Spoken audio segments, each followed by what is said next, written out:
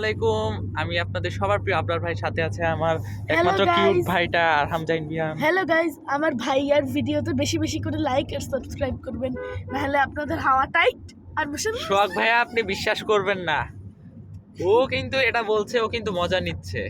সোহাগ ভাইয়া বলেন, তারপর আরো অন্যান্য কমেন্ট যারা দেখেন তারা এগুলাতে আপনি সিরিয়াসলি নেবেন না, এটা শুধু আপনাদের বিনোদনের উদ্দেশ্যে কিন্তু ও এই সংলাপগুলা দিয়ে যাচ্ছে। আমরা এখন যাচ্ছি রব চৌধুরী সাহেবের বাসায়, কুষ্টিয়া মেহেরপুর মহাসড়কে যেটি অবস্থিত।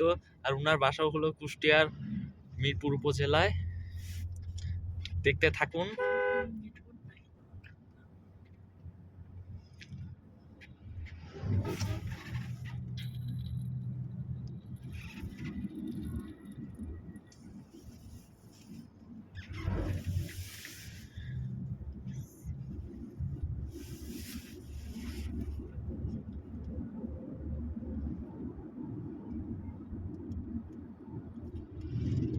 এই ভাটাটা চিনতে, এই ভাটাটা ছিল যে কুষ্টিয়া কাছে ছিল।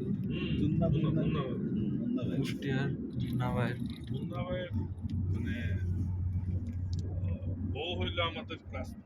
আচ্ছা ডেইলি হইলো ওই যে হরিপুরের সাচ্চু ভাইয়ের বোন।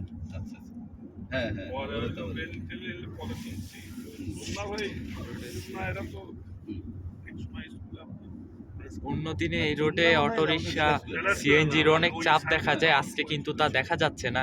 তাই আমরা সহি সালামতে কিন্তু মিরপুরের দিকে অগ্রসর হচ্ছি।